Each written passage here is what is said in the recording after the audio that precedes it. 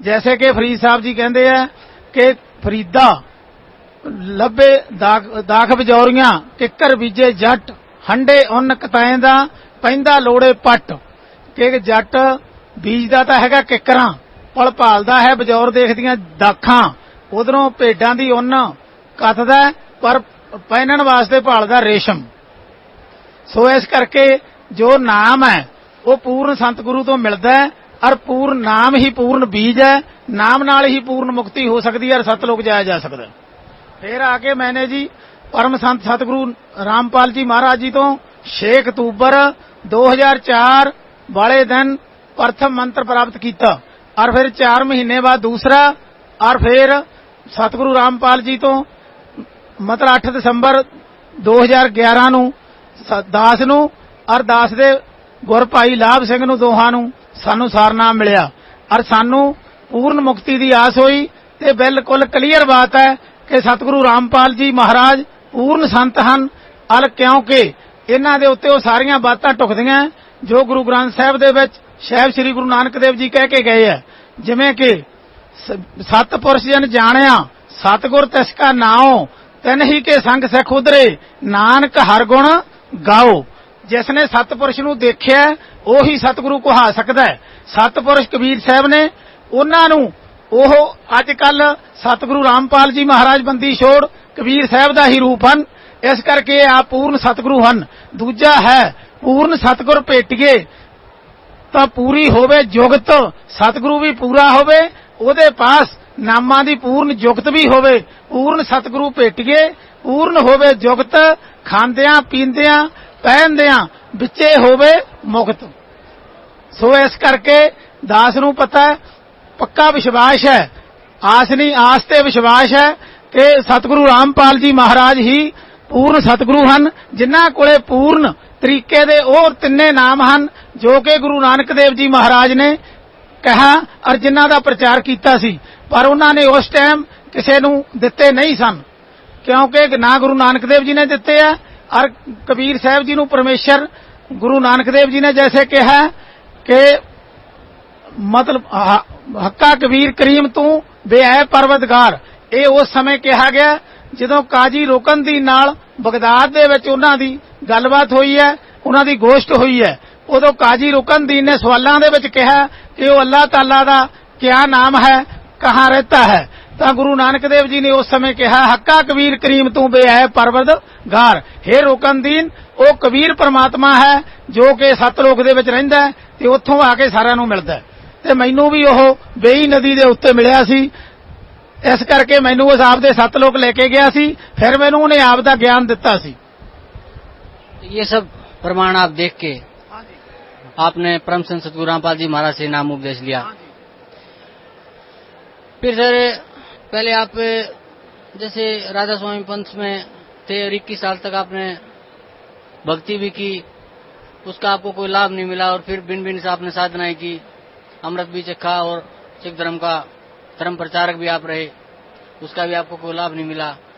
तो सर परम संत सतगुरु रामपाल जी महाराज ने जो भक्ति आपको दी है उस भक्ति का आपको क्या लाभ मिला?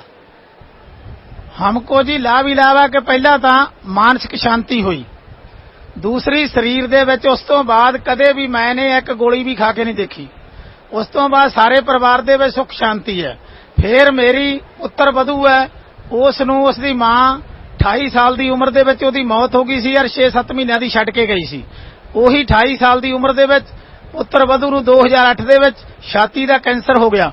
6 जनानियां नूं होर सी PGI चंडीगढ़ दे विच उन्हां छत्तां दा आपरेशन होया, उन्हां तो फिर वो मेरी पुत्र वधू नूं इत्थे लिआंदा गया, गुरुदेव जी के आशीर्वाद नाल बिल्कुल ठीक हो गई, अजकल वो बिल्कुल कामकार कर रही है आपदा।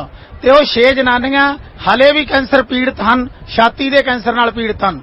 उस तो बाद एक्सीडेंट नाल मेरा चूड़ा टुट गया सी, जो गुरुदेव जी की कृपा नाल इलाज होया और बिना किसी राड़ तो जां किसी प्लेटां तो मैं ठीक हाँ बिल्कुल।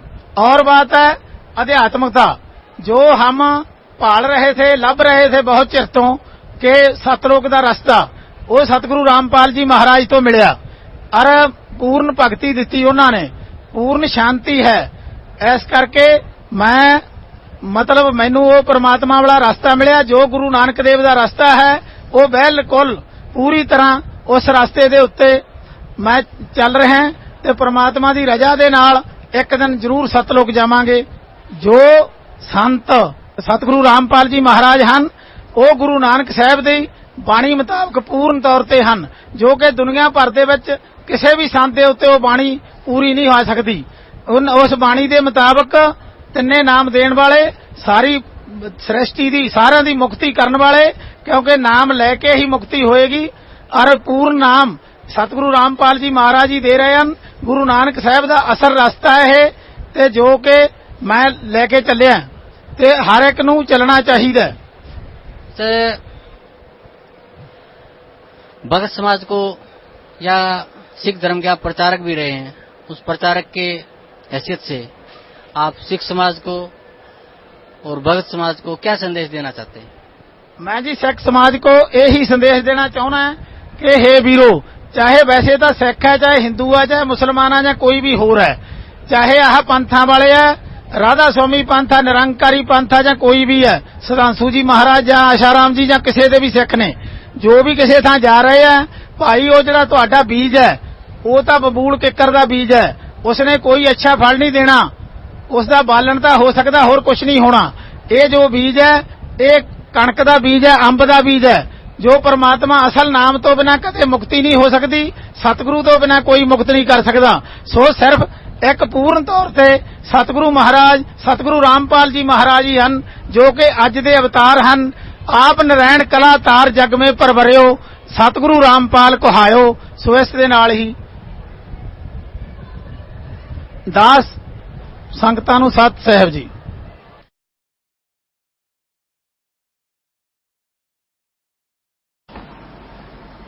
परम पिता परमात्मा पूर्ण ब्रह्म,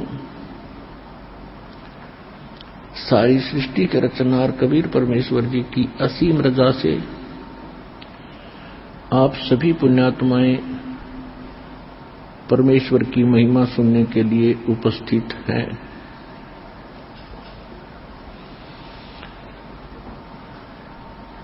जिन पुण्यात्माओं के ऊपर परमात्मा की विशेष रहम भरी दृष्टि होती है, वही पुण्यात्माएं ये समय निकाल पाते हैं। अन्यथा आप अन्य समाज को और अपने पिछले इतिहास को खूब देख सकते हो। हमारे दादे परदादे मर गए इसी निर्वाह के कोल्लू में, सुबह से लेकर शाम तक जुड़े रहे और मर ही गए, उनका काम पूरा नहीं हुआ। ऐसे ही हम उसी स्पीड से, उसी गति से, इस ज्ञान की प्राप्ति से पहले हम भी उसी क्रिया में व्यस्त थे और उसको मनुष्य जीवन का अंतिम उद्देश्य मान रखा था। जब हमें सत्संग सुनने को मिला, ये तत्व ज्ञान की रोशनी हृदय के अंदर हुई, उसके बाद पता चला कि मनुष्य जीवन का मूल कार्य कौन सा है। इससे पहले हमने अपना यही मूल कार्य मान रखा था कि संतान हो जा, उसके बाद संतान की परवरिश कर दें, उनका विवाह कर दें, उनके फिर संतान हो जा, हमारा कुल चल जाए और फिर हम बेशक मर जाएं, नो प्रॉब्लम, हमारा काम पूरा हुआ। ऐसे सुनने को हमें मिलता था। ये बूढ़े बुजुर्ग बैठकर बतलाते थे तो यही कहा करते, भाई हमारा काम पूरा हो गया, बच्चों का विवाह कर दिया और इनका संतान दे दी परमात्मा ने, अब हम बेशक मर जाएं, हमारा काम पूरा हुआ। अब पता चला कि उन्होंने जो मनुष्य जीवन का कार्य था तो स्टार्ट भी ना किया, पूरा खाक हुआ था। ये क्रिया तो पशु पक्षी भी करके मर जाते हैं, जो एक मानव कर रहा होता है। भक्ति बिना नरखर एक है, जिन हर पद नहीं जाना। ये सूक्ष्म वेद कितना गजब का ज्ञान है कि बिना भक्ति के मनुष्य और गधे में कोई अंतर नहीं। अपने कर्मों के भार से सभी लदे फिर रहे हैं। और जिन्होंने हर पद नहीं जाना, हर पद का अर्थ है गीता अध्याय नंबर 15 के श्लोक नंबर 4 में कहा कि तत्वदर्शी संत की प्राप्ति के उपरांत परमेश्वर के उस परम पद की खोज करनी चाहिए जहां जाने के बाद साधक फिर लौटकर कभी संसार में नहीं आते। और जिस परमेश्वर ने सर्व ब्रह्मांडों की रचना की है, जो कुल का मालिक है, केवल उसकी भक्ति करो। तो ये कहना चाहते हैं परमात्मा के जो भक्ति भी कर रहे हैं और जिनको उस परम पद के पाने की विधि प्रॉपर है नहीं, ज्ञान नहीं है, तो वो भी मनुष्य जीवन व्यर्थ कर रहे हैं। अब आप अपनी किस्मत को जांच कर देखना, अन्य जो संतों के पास बोले श्रद्धालु अपना जीवन नाश कर रहे हैं, वो कौन सी साधना कर रहे हैं और आपको क्या अमृत और क्या वो खजाना प्राप्त हुआ है जो उनके आसपास भी नहीं है। आपको वो ज्ञान और वो भगवान और वो मूल मंत्र मिले हैं जो कुछ महापुरुषों के अतिरिक्त आज तक किसी को प्राप्त नहीं हुए थे। उन महापुरुषों में से गिने चुने ये 5, 6, 7 महापुरुष हैं। आदरणीय धर्मदास साहिब जी, आदरणीय मुलुकदास साहिब जी, आदरणीय नानक साहिब जी, आदरणीय दादू साहिब जी, आदरणीय गरीबदास साहिब जी गांव छुरानी जिला दद्दर हरियाणा वाले, आदरणीय गीसादास साहिब जी गांव खेखड़ा जिला बागपत उत्तर प्रदेश, और नामदेव जी, यानी कुछ महापुरुषों को परमात्मा विशेष रहम करके मिले। इनको ये मंत्र प्राप्त हुए थे। इनको आगे प्रतिबंध लगा दिया था कि अभी इनको अन्य समाज में डिक्लेयर ना करना, डिस्क्लोज नहीं करना, नहीं तो पिछली पीढ़ी तक ये सभी काल के भेजे हुए संत यही क्रिया, यही नाम, यही साधना बताने लग जाएंगे। और ये अधिकारी है नहीं, क्योंकि अधिकारी के बिना ये नाम प्राप्त भी किसी से कर लिया तो काम नहीं करेगा। तो इसलिए वो ज्ञान यही बता रहे होंगे, तो भिन्नता नहीं हो पाएगी मेरे बच्चों को। तो उन महापुरुषों ने अपना नाम जपा, अपने अमृतवाणी में उनको लिख भी दिया, संकेत भी कर दिया, लेकिन अपने अनुयायियों को किसी को बताया नहीं। अब उस शेष कार्य को संपूर्ण करने के लिए परमात्मा ने अपने इस कुत्ते को रामपाल दास को भेजा है, जो आज भौंक रहा है, आपको जगा रहा है, और आप कुंभकर्ण की नींद सोए पड़े हो। ये गोल्डन चांस आपके हाथों से जा रहा है। मानुष जन्म दुर्लभ है, ये मिले न बारंबार, तरवर से पत्ता टूट गिरे भाई, बहोर न लगता डार। परमात्मा कहते हैं कि मानुष जन्म बड़ी ही दुर्लभ है, बड़ा मुश्किल से प्राप्त होता है, और एक बार आपके हाथ से छूट गया, आपकी मृत्यु होगी तो ऐसे हो जाएगा जैसे वृक्ष से पत्ता टूटकर न जाने कहां गिरता है, कि तो गंदे नाले में या पशु के पैरों के तरह कुचला जाता है। अर्थात 84 लाख योनियों के इस कोल्लू में, इस गंदे नाले में आप फिर से गिर जाओगे, यदि सत भक्ति नहीं की और आपका मोक्ष नहीं हुआ तो। उसके लिए परमात्मा हमें संकेत करते हैं, रह रह कराते हैं, समझाते हैं, क्योंकि यहां 2 शक्ति काम कर रही है विशेषकर, एक सरपुरुष, एक परम अक्षर पुरुष। यहां पर अक्षर पुरुष का विशेष रोल नहीं है। अक्षर पुरुष का रोल वहां शुरू होता है जहां हमने उसके लोक से गुजरना है, इसलिए उसकी वहां से गुजरने की जो कमाई है वो यहीं पूरी करके साथ लेकर हम चलेंगे, तब वो हमें आगे जाने देगा। उसका टोल टैक्स देना पड़ेगा, नहीं तो नहीं जाने देगा। लेकिन यहां पर 2 पुरुष हैं, 2 भगवान हैं, 2 प्रभु हैं। एक सरपुरुष जो ज्योत स्वरूपी निरंजन काल कहलाता है, जिसके 21 ब्रह्मांड हैं, जिसमें हम गलती से फंसे हुए हैं, और ये नहीं चाहता कि इन प्राणियों को कोई मूल ज्ञान, सही ज्ञान हो, सही भक्ति ये करे, ये नहीं चाहता। ये नहीं चाहता कि मेरे जाल से कोई जीव यहां से निकल जाए, ये सुखी हो जाए। ये चाहता है कि इनको यहीं रखूं, इनकी दुर्गति करूं, क्योंकि हम परम अक्षर ब्रह्म के बच्चे हैं, चींटी से लेकर हाथी तक। और हमने गलती की थी, जहां वो सुख स्थान है, जहां हम पहले रहा करते, सतलोक में, अपनी गलती से हम इसके साथ आगे भगवान छोड़ गए। इसने वहां एक ऐसी गलती की थी, सरपुरुष ने, ये भी वहीं था, दुर्गा भी वहीं थी। इसने दुर्गा के साथ बद व्यवहार किया था, जिस कारण से परमात्मा ने इसको 21 ब्रह्मांड समेत निष्कासित कर दिया था। और हम अपनी गलती से, अपनी मूर्खता से, वह बड़ी थाली का ठोकर मारकर सर्व सुख छोड़कर इस नकली भगवान ज्योति निरंजन सरपुरुष के साथ आगे इसके विमान में बैठ गए, 21 ब्रह्मांड के विमान में,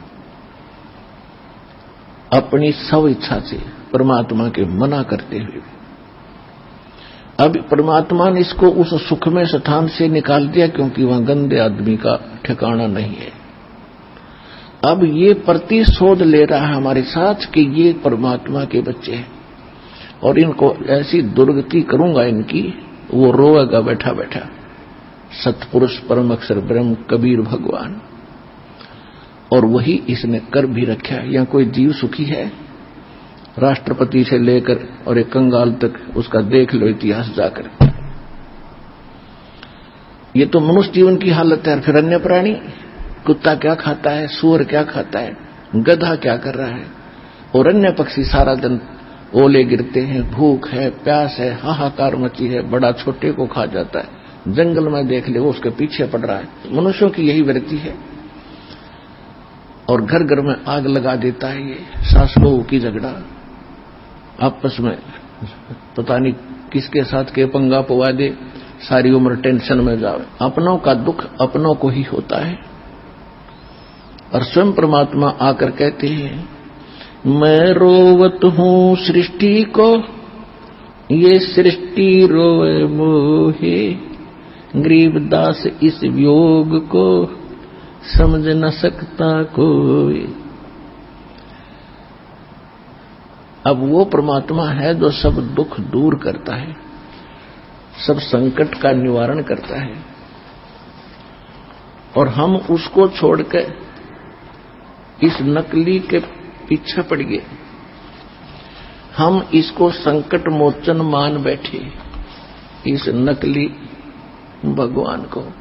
ये तो संकट देने वाला है, हरण करने वाला नहीं है। संकट मोचन कौन है? वो कबीर परमेश्वर है। जब इस आत्मा को ज्ञान होता है तो उस परमात्मा के लिए तड़प उठती है। अभी तो आप बच्चे हो, आप जिन काल की भांग घनी पी रखी है, और यह उतरती सी उतरेगी इस एंटीबायोटिक औषधि से जो दास आपको ये तत्व ज्ञान आपके कानों के माध्यम से अंदर आत्मा में भेज रहा है, इससे आपकी यह भांग उतरेगी। कबीर साहब कहते हैं, कबीर ये माया अटपटी और सब घट आन अड़ी, और किस किस ने समझाऊं, या तो कुएं भांग पड़ी है। अब जैसे 10 व्यक्ति शराब पीकर किसी ठेके से आ रहे हों, तो 10 की एक जैसी भाषा होगी, एक जैसी चाल होगी, और एक जैसी गतिविधि होंगी, ऐसे लटखटाता चलेगा। तो जितने भी इस काल के लोक में प्राणी हैं, इन्होंने माया के अतिरिक्त कुछ भी दिखाई नहीं देता। बचपन से इंजेक्शन लगने शुरू हो जाते हैं, बेटा अच्छी कमाई करिए, उस लड़के ने कोठी बना ली, फलाने के लड़के ने 2 प्लाट ले लिए, बड़ी बड़ी कार ले रखी है।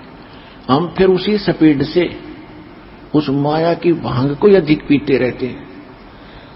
और सतगुरु आए दया करी, ऐसे दीन दयाले, ये बंदी छोड़ वृतास कहा, जठर गनी प्रतिपाल। सतगुरु आए दया करी, ऐसे दीन दयाल, खुद मालिक आए, उसने आकर हमें समझाया, तुम कर क्या रहे हो बोले भगतों, और करना क्या चाहिए था तुमने। उसके बाद जब ये ज्ञान सुना, दास की सती थी ऐसी होगी थी, है भगवान, अब क्या करें, इधर के रहे ना उधर के। फिर हिम्मत दी, ज्ञान बढ़ता चला गया कि भक्ति हम इन्हीं क्रियाओं को करते करते आसानी से कर सकते हैं, लेकिन परमात्मा को अधिक महत्व देंगे तो परमात्मा हमारे अधिक निकट होगा, और फिर हमारे सब काम उस पावर से होंगे, भगवान की शक्ति से होंगे। जैसे पहले हाथ से चक्की पीछा करती माताएं बहनें, ये था मैनुअल, ये तो प्रारब्ध था हमारा, जो समझो प्रारब्ध मिल रहा था जब तक हम कबीर साहब की शरण में नहीं आए थे। और जब इलेक्ट्रिक होगी सब चक्कियां, अब बटन दाब दे, कट्टा कट 1 घंटे में 1 क्विंटल पीस ले।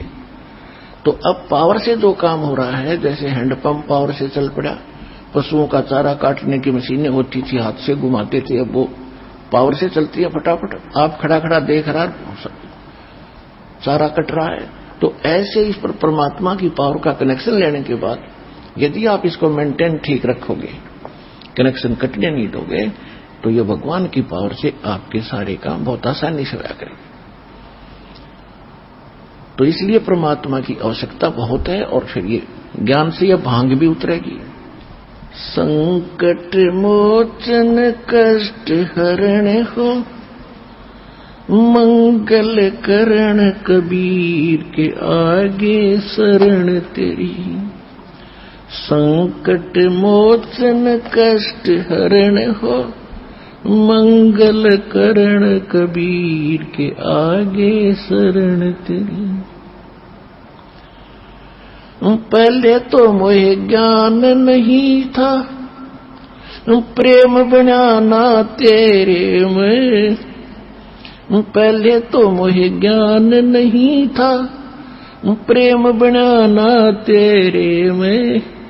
दीन जान के माफ कीजियो, ये खता हुई बिन बेरे में। दीन जान के माफ कीजियो, खता हुई बिन बेरे में।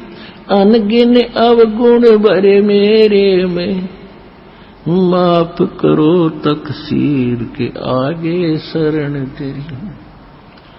संकट मोचन कष्ट हरण हो, मंगल करण कबीर के आगे शरण तेरी। ये जम्बुक वाली रैन 84 आन गिरा हूँ झेरे में। या जम्बुक वाली रात 84 आन गिरा हूँ झेरे में। ऊंची ऊंची लाई छलांगा, यत्न किए बहुत तेरे में। ऊंची ऊंची लाई छलांगा, यत्न किए बहुत तेरे में। काम क्रोध अहंकार लोभ की, ये मोटी जड़ी जंजीर के आगे शरण तेरी। संकट मोचन कष्ट हरण हो, मंगल करण कबीर के आगे शरण तेरी। कर्म कुसंगत बहुत किए, वो जाते हैं नहीं कहे। आके आप संभालो दाता, 84 में जाह बहे। आके आप संभालो दाता, 84 में जाह बहे। जन्म मरण के कष्ट सहे, अब मिटो जन की पीर के आगे शरण तेरी। संकट मोचन कष्ट हरण हो, मंगल करण कबीर के आगे शरण तेरी। गुप्त रूप से सब काज सारते, जो भी विपता आने पड़। गुप्त रूप से सर्व काज सारते, जो भी विपता आने पड़े। एक दिन दर्शन देने होंगे, दीन दयाल न्यो नहीं सरे, एक दिन दर्शन देने होंगे, दीन दयाल न्यो नहीं सरे, तुम बिन पापी नहीं तेरे मेरा, अब गुण भरा शरीर के आगे शरण तेरी। संकट मोचन कष्ट हरण हो, मंगल करण कबीर के आगे शरण तेरी। प्रेमी पक्षी दुखी होते हैं, जब बिछड़ जा रहन पड़े, प्रेमी पक्षी दुखी होते हैं, जब बिछुड़ जा रहन पड़े। हम युगों युगों के बिछुड़े फिरते, कैसे अब मन धीर धरे, हम युगों युगों के बिछुड़े फिरते, कैसे अब मन धीर धरे। जैसे जल बिन मीन मरे मेरी, ऐसी हुई तासीर के आगे शरण तेरी। संकट मोचन कष्ट हरण हो, मंगल करण कबीर के आगे शरण तेरी। रजा तेरी से दादू नानक जी का, सत्यलोक में वास हुआ। रजा तेरी से दादू नानक जी का, सत्यलोक में वास हुआ। 100 प्रश्न उत्तर कीने, तब धर्मदास के विश्वास हुआ। 100 प्रश्न उत्तर कीने, तब धर्मदास के विश्वास हुआ। भगत के कारण खवास हुआ, जागी सुल्तानी की तकदीर के आगे शरण तेरी। संकट मोचन कष्ट हरण हो, मंगल करण कबीर के आगे शरण तेरी। हिरण वाला पैर उलझा लिया, पड़ मोह माया के चक्कर में। हिरण वाला पैर उलझिया, पड़ मोह माया के चक्कर में। अब मोह ज्ञान हुआ मैं आ गया, इस काल बली के टक्कर में। अब मोह ज्ञान हुआ मैं आ गया, इस काल बली के टक्कर में। हरदम तेरा करूं जिक्र में, आन पड़ी मोह भीड़ के आगे शरण तेरी। संकट मोचन कष्ट हरण हो, मंगल करण कबीर के आगे शरण तेरी। पावचनों के लालच में या बंदर वाली मूठ गही। पावचनों के लालच में या बंदर वाली मूठ गही। मूठ खुले ना जान बचे ना, हे साहिब या कौन भई। मूठ खुले ना जान बचे ना, हे साहिब या कौन भई। रामपाल सतगुरु शरण लगी, इब खाई शब्द दूध की खीर के आगे शरण तेरी। संकट मोचन कष्ट हरण हो, मंगल करण कबीर के आगे शरण तेरी। परम पिता परमात्मा कबीर परमेश्वर वो सर्वशक्तिमान है, वो हमारे सर्व संकटों का नाश कर सकते हैं। सर्व सुखदायी है ये परमात्मा। इसमें आत्मा अपना ज्ञान होने के बाद तो परमात्मा को याद करके अपने किए हुए कर्मों को ऐसे याद करेगी। इसमें क्या बताया है कि पावचनों के लालच में या बंदर आड़ी मूठ गही। ये बंदर पकड़ने वाले क्या करते हैं, एक बिल्कुल टाइट से मुंह की एक सुराही बनवाते स्पेशल टाइप की कुम्हार से। तो ऐसा करते थे पहले, और वो क्या करते हैं, उसको मिट्टी में दबा देते थे। उसकी गर्दन थोड़ी सी ऊपर रहती थी, और जिसके अंदर से बंदर का हाथ मुश्किल से प्रवेश कर जाता था, और उसमें कुछ चने डाल देते थे। उसका खाद्य जो बंदर को पसंद होता था, चने, और कुछ चने उसके आसपास उस सुराही के उस गड्ढे के चारों तरफ डाल देते थे। अब बंदर आता था पहले तो बाहर चने देखकर खाने के लिए वृक्ष से उतरकर, वो चने खाते खाता, फिर क्यों हम बेईमान तो हैं ही, अंदर दिखते हैं ढेर सारे पड़े, तो हाथ फंसा के और मुट्ठी भर के, और फिर वो भागने की सोचता है। वो भागा कैसे, मुट्ठी फंस गई, मुट्ठी वो खोल नहीं सकता, उसका स्वभाव है, और टट्टी करे और चिल्लावे और मुट्ठी खुल नहीं, टर टर टर। उसको पता है कि मूर्ख न पता नहीं न छोड़ दूं।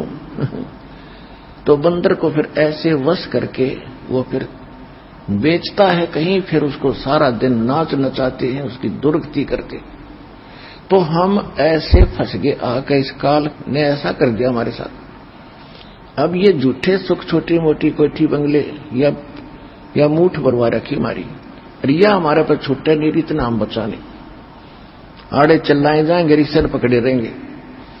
अब परमात्मा ने क्या किया, अब बंदर पकड़ने वाला कई जगह ऐसे सिस्टम फिट कर देता है, 7-8 जगह। कोई नेक व्यक्ति जा रहा था, उसने केले ले रखे थे अपने थैले में, सफर कर रहा था, उसने देखा भाई बंदर फंस गया, उसको मालूम था कि वो किस तरह जकड़ा हुआ है। उसने क्या किया, एक केला डाल दिया उसके हाथ की पहुंच से थोड़ा सा दूर। एक तो उसने फंसाए रखा था उसमें सुराही में, और एक देख लिया इतनी दूर तक इसका हाथ जाए, उसने इतनी दूरी पर केला डाल दिया। अब हम लालची सोचा ये बिठा ले, बंदर ने सोचा यह ठा, उधर ध्यान गया तो वो हाथ थोड़ा सा ढीला हुआ, चने छूट गए, वो हाथ निकल गया, वो केला ठा के भाग लिया। कई बाप के हाथ में केला दे दिया अपने दास ने, ये मैं ठा के भाग जी।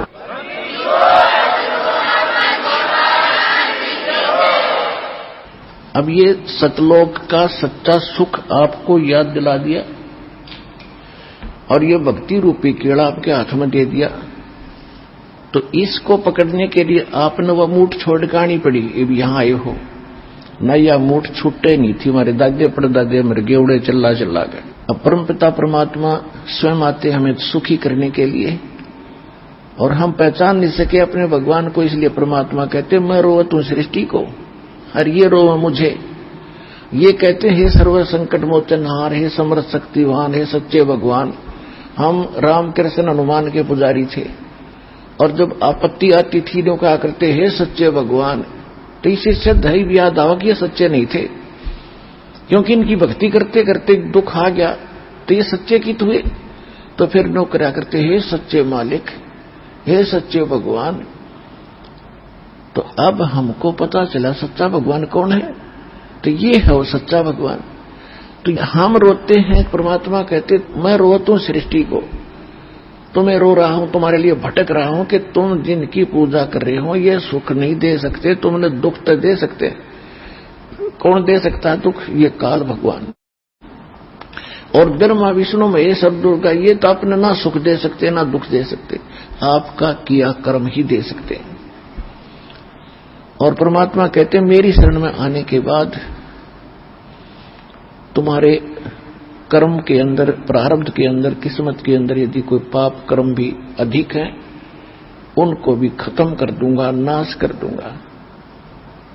मासा घटे न तिल बधे, विद ना लिखे जो लेख, ये सच्चा सतगुरु मेट कर भाई ऊपर मारे मेख।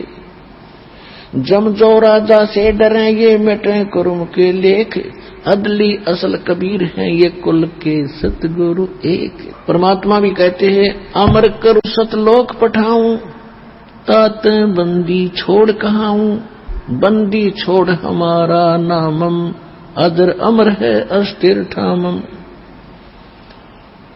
जब ही सतनाम हृदय धरो, भयो पाप को नाश, जैसे चिंगारी अग्नि की वही पड़े पुराण गासे।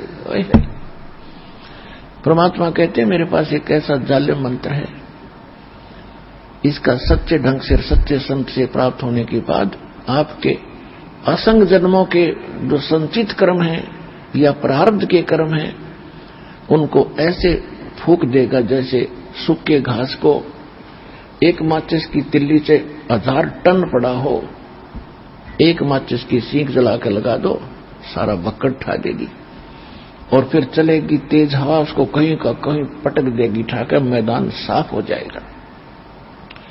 ऐसे परमात्मा के सतनाम के अंदर वो पाप नाशक शक्ति है।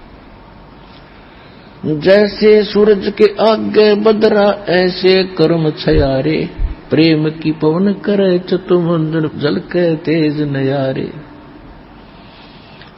जैसे सूरज के आगे बादल, सूर्य के सामने बादल आ जाते हैं तो सूर्य का जो वास्तविक प्रकाश में प्राप्त नहीं हो रहा जो लाभदायक है, और फिर तेज हवा चलती है तो बादल इधर उधर बिखेर देती है तो सूर्य का वो स्पष्ट प्रकाश हमारे तक पहुंच रहा होता है। ऐसे आत्मा और परमात्मा के बीच में हमारे पाप कर्मों की ये बादल छा गए। उसके लिए परमात्मा ने कहा कि जैसे सूरज के आगे बादल बदरा ऐसे कर्म छयारे, और प्रेम की पवन करे चितमंजन, फिर जल के तेज नयारे। परमात्मा में प्रेम जागेगा, प्रेम जब जागेगा हम परमात्मा के गुणों से परिचित होंगे, हम फिर इसके ऊपर आसक्त होंगे, आशिक होंगे, कभी रोएंगे कभी गाएंगे और सतलोक के उस सुख को हम रह रहकर याद करेंगे। तो फिर इस मंत्र के जाप से आपकी आत्मा साफ होगी, आत्मा साफ होगी तो आपका प्रेम बढ़ेगा भगवान में, परमात्मा की चर्चा चलेगी, आंखों से आंसू आने शुरू हो जाएंगे। तो वो प्रेम की पवन चलने से फिर वो प्यार के जो आंसू उमड़ने लगे, फिर वो पापों का नाश होने लगेगा, ये पहचान होगी आपकी। अब परमात्मा जैसे दास आपको बहुत बार सुनाया है, सुनाते रहा हूं कि एक समय रामानंद जी को परमात्मा मिले थे 5 वर्ष की आयु में, फिर उनको सचखंड लेकर गए थे, वापस छोड़ा था। उसके बाद रामानंद जी परमात्मा से परिचित हुए थे कि सचमुच एक स्थान है जहां हम सुखी हो सकते हैं, हमारी जन्म मृत्यु सदा के लिए समाप्त हो सकती है। और उनको ये भी विश्वास हो गया था कि कबीर परमात्मा है। परमात्मा ने फिर उनको एक आदेश दे दिया था, ये समझ लो कि इस गुरु शिष्य की मर्यादा बनाए रखने के लिए आप जी ने ये भूमिका मेरी आज्ञा से करनी पड़ेगी। आप मेरे गुरु रूप में रहोगे और क्रिया वो करोगे जो दास बता रहा है, आपको दिखा भी लाया है। और क्योंकि मेरे से ये कोई भी उपदेश नहीं ले रहा, विशेषकर ब्राह्मण वर्ग, और आप भी को भक्ति जारी रखो और इस प्रथम 5 नाम को ही देना और मंत्र नहीं देना जो दास आपको साथ देता है। लेकिन रामानंद जी सारा कुछ देख भी लिया था, और स्वामी रामानंद जी वेदों के बहुत बड़े ज्ञाता माने जाते थे, क्योंकि ये नकली ऋषि जितने हुए सारे ही हमें बहका रहे थे। हम इनको विद्वान मानते थे, वेदों की कोई इन्होंने कंठस्थ याद कर रखा था, कोई ब्राह्मण चतुर्वेदी कहलाता था जिसने 4 वेद घोट रखे थे, कंठस्थ याद थे, वो चतुर्वेदी कहलाता था। जिसने 3 वेद याद करा करते उनकी परंपरा में तो उनको त्रिवेदी कहने लगे, जिसने 2 वेदों को कंठस्थ याद कर रखा था उसको द्विवेदी कहते थे। और इनको वेदों के बारे में कह ख का पता नहीं था, कह ख भी नहीं जानते थे। ऐसे स्वामी रामानंद जी विद्वान पाक रहे थे, बड़े विद्वान हैं, वेदों का बड़े गूढ़ रहस्यों को जानने वाले। और रामानंद जी परमात्मा से वो ज्ञान रह रहकर सुना करते थे। उधर से केवल ब्राह्मण वर्ग ही रामानंद जी के पास दीक्षा लेने आ रहा था। कबीर परमेश्वर से ब्राह्मण वर्ग दीक्षा नहीं ले रहा था। तो परमात्मा ने वो भी चाबी लानी थी, क्योंकि बच्चे तो ब्राह्मण भी भगवान के ही हैं। एक दिन परमात्मा बैठे थे स्वामी रामानंद जी के पास, एक शेष रूप में रामानंद जी बैठे थे अपने गुरु रूप में गद्दी पर। एक ब्राह्मण आया, महादुखी, सब जगह भटक करके अंत में वो स्वामी रामानंद जी के पास आया था। अब स्वामी रामानंद जी से उसने दीक्षा भी ले रखी थी और स्वामी रामानंद जी के बताए अनुसार उसने साधनाएं अनुष्ठान भी किए, लेकिन उसका कोई संकट निवारण नहीं हुआ। उसके 2 पुत्र 2 पुत्री थी, पत्नी थी, सभी मानसिक रोग से पीड़ित थे, कोई अपाहज स्थिति में पड़े थे, तो बड़ा कैर टूट रहा था। जब स्वामी रामानंद जी को वो अपनी व्यथा बता रहा था कि महाराज मैंने आपके बताए अनुसार सब साधनाएं कर चुका हूं और मुझसे कोई लाभ नहीं हो पा रहा, क्या करूं? तो स्वामी रामानंद जी ने कहा कि देखो भक्त, मैंने जो क्रियाएं बताई इनसे राहत मिलनी चाहिए थी। यदि राहत नहीं मिली है तो ये तेरी किस्मत में लिखा हुआ प्रारब्ध का कर्म है और ये तो ब्राह्मण भोगना पड़ेगा। उदाहरण दिया कि जैसे श्री रामचंद्र जी ने बाली को मारा था, सुग्रीव के भाई को, एक वृक्ष की ओट लेकर धोखा देकर, तो उसका बदला भी श्री कृष्ण रूप में उन्होंने उसी को से देना पड़ा। एक शिकारी बनकर वो बाली वाली आत्मा त्रेता युग में जन्मी, श्री कृष्ण राम यानी विष्णु वाली आत्मा, राम वाली आत्मा थी, और अंत में उस शिकारी ने श्री कृष्ण जी के पैर में तीर मारा, विषाक्त जहर से बुझा हुआ, जिससे श्री कृष्ण की मृत्यु हुई। तो बदला तो भाई ये कर्म तो भोगना ही पड़ेगा, ये तो प्रारब्ध में लिखा है। अब परमात्मा यही चाहते थे कि किसी तरह मेरी भी जो है सुरंग लगे इस ब्राह्मण जाति में। तो परमात्मा ने कहा, स्वामी जी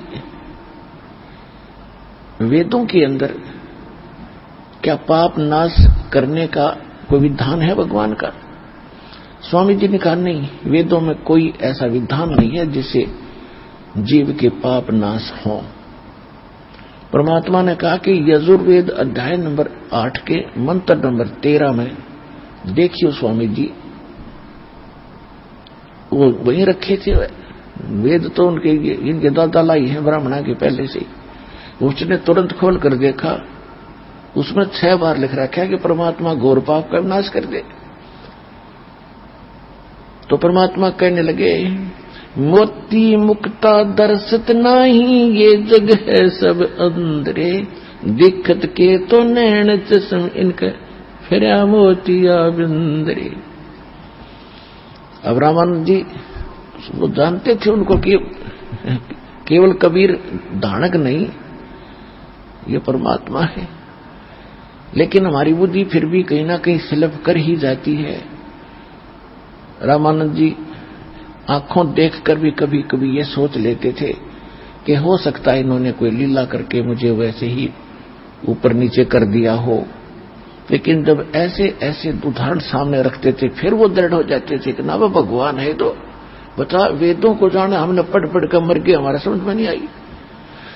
यहां परमात्मा कहते हैं, गुरु बिन वेद पढ़े जो प्राणी, और समझे न सार रहे ज्ञानी। गुरु बिन काहू न पाया ज्ञाना, जो थोथा पूछड़े मूड किसाना। तो परमात्मा ने कहा कि स्वामी रामानंद जी वेद क्या कह रहे हैं, ये पूर्ण परमात्मा परम अक्षर ब्रह्म सर्वगतम ब्रह्म सभी पापों का नाश कर देता है। उसकी साधना वेदों में नहीं है। यजुर्वेद अध्याय नंबर 40 के मंत्र 10 में ये स्पष्ट कर देता है गीत वेद ज्ञानदाता कि परमात्मा को कोई तो साकार कहते हैं, कोई निराकार कहते हैं। निराकार तो उसको कहते हो दिखता को नहीं, साकार मानते हैं जैसे रामकृष्ण रूप में आगे नहीं। वेद कहते हैं परमात्मा उत्पन्न होता है या नहीं होता है, इसकी जानकारी तत्वदर्शी संत जानते हैं, उनसे मिलो। यही गीता अध्याय नंबर 4 के श्लोक 32 और 33 का आशय है।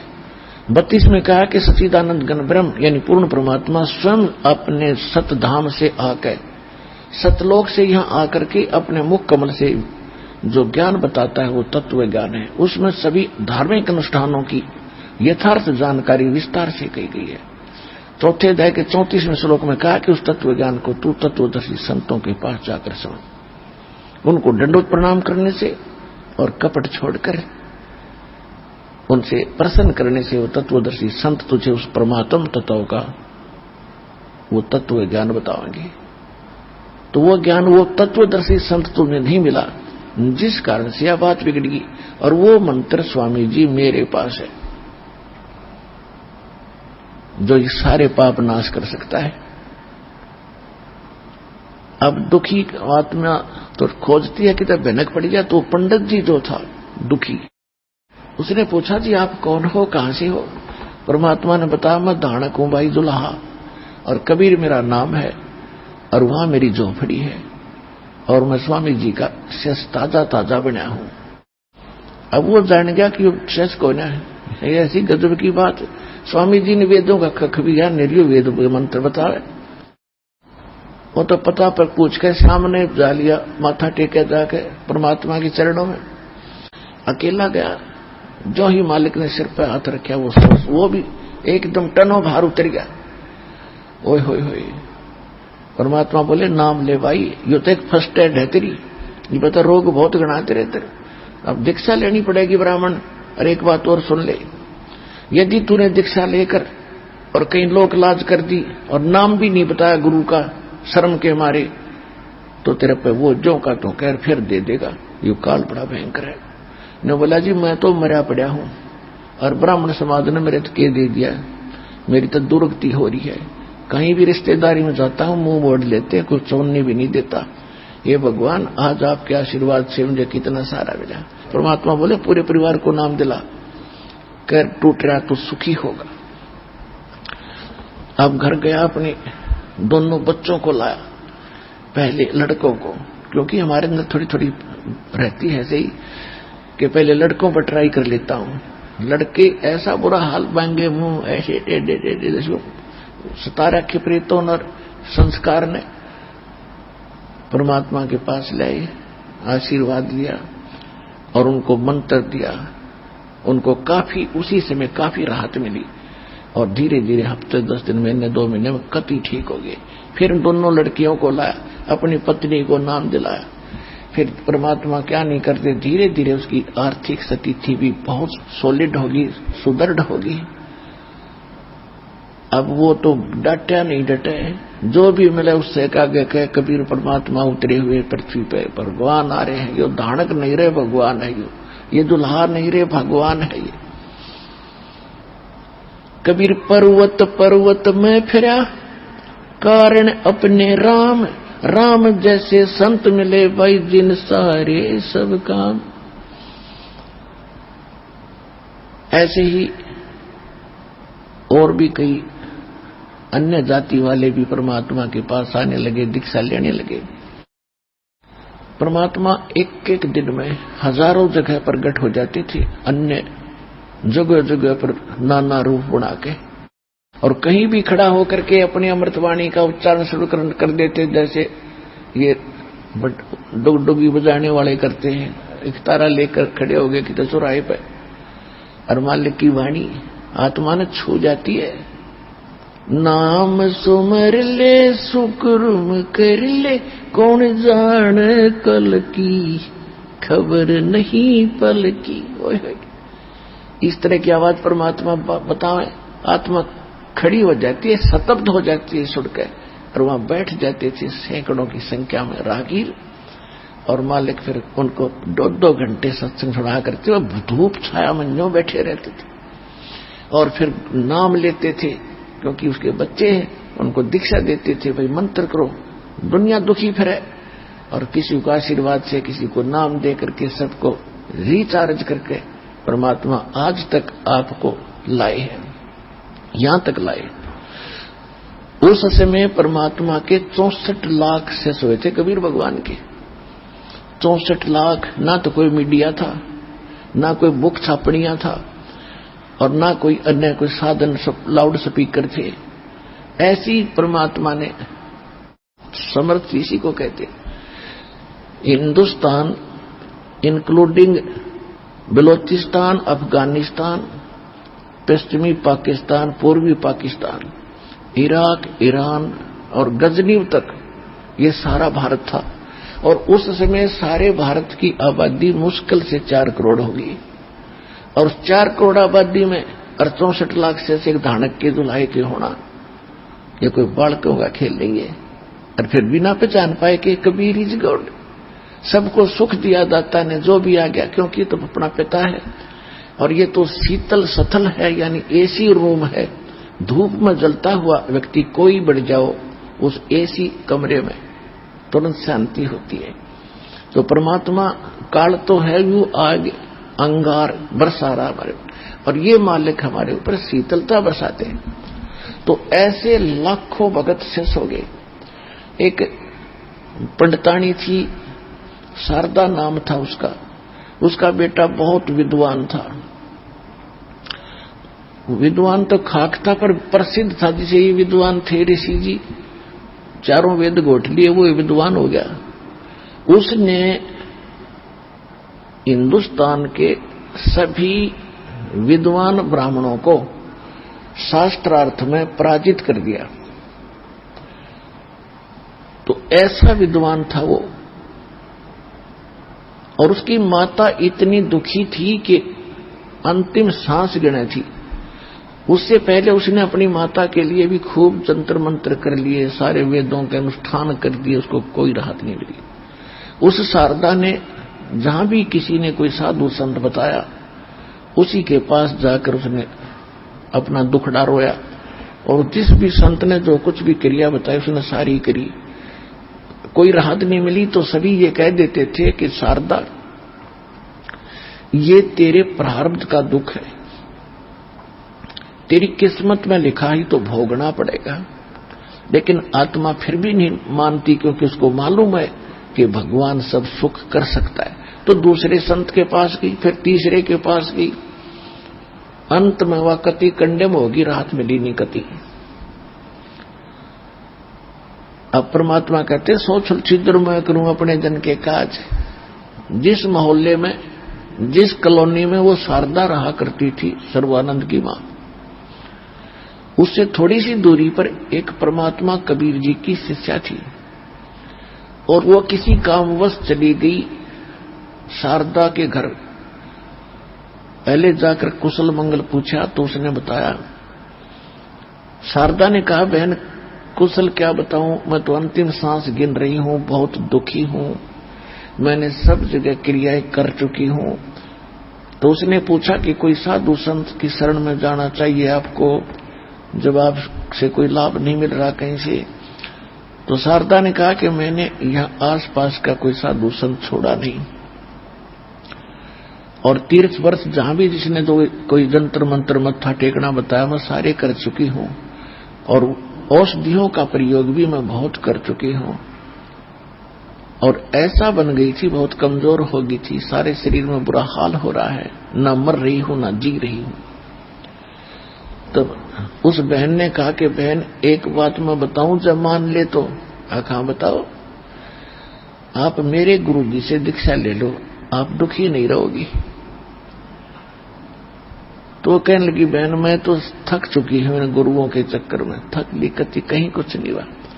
कहने लगी, फिर उसने बताया कि हमारे ऐसे ऐसे कष्ट थे, ऐसे ऐसे दुख थे, हम कति स्वस्थ हो गए, पूरा परिवार चैन से जी रहा है, और आर्थिक स्थिति भी हमारी पहले से बहुत अच्छी हो गई है।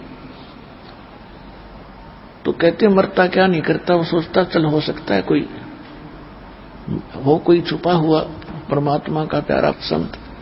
उसने कहा कि कौन है आपके गुरुजी, बताओ मैं चल पड़ूंगी।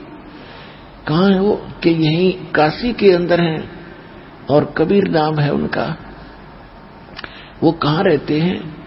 शारदा ने पूछा। उस परमात्मा की शिष्या ने बताया कि वो जुलाहों की कॉलोनी में। जुलाहों की कॉलोनी में क्यों रहते हैं? क्या वो धानक है? कहा वो धानक है, जुलाहे है, कबीर जुलाहे है। कहा? तो वो कहने लगी, बहन कहने लगी, हाँ, जो शिष्या थी। लेकिन शारदा वो जुलाहे नहीं, वो तो परमात्मा समझ लेना। यानी इतने सुख तो भगवान ने दे सके जो वो दे रही है। शारदा बोली नहीं, मेरी तो इज्जत का नाश हो जाएगा, मैं पंडितानी और वो एक शुद्र दानक है, मेरा तो जीना हराम हो जाएगा समाज में, मैं तो मर जाऊं बेशक पर उससे नाम ना लूं।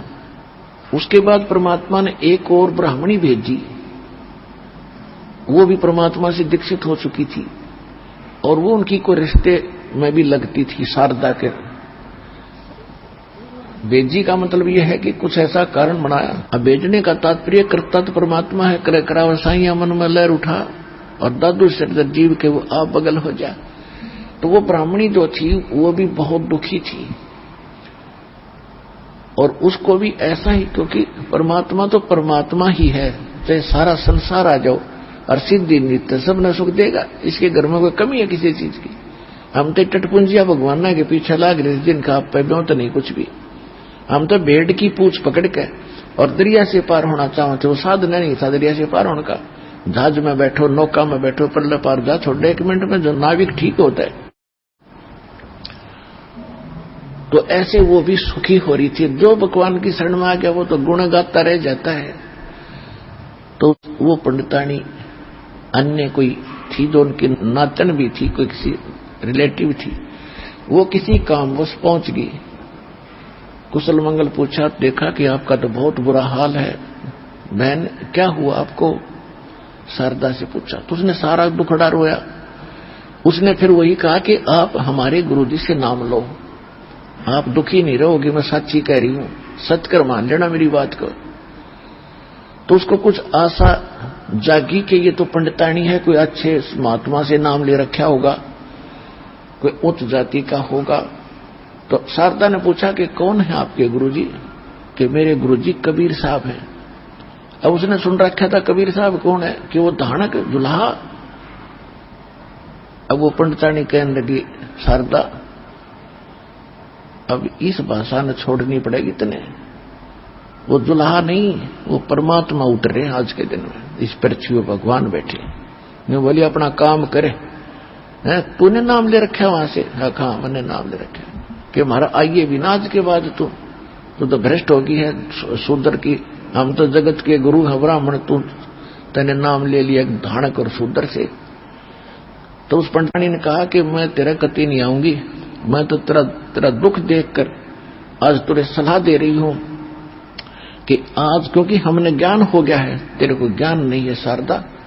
आज तू पंडितानी है और तू ये भी ज्ञान सुनती है कि मरने के बाद कोई अन्य भी जूनी धारणी पड़ सकती है, हाँ पड़ सकती है, कल ने तू गधी बन सकती है, तेरी इज्जत कहां जाएगी? फिर पंडितानी बनी रहेगी वहां तू।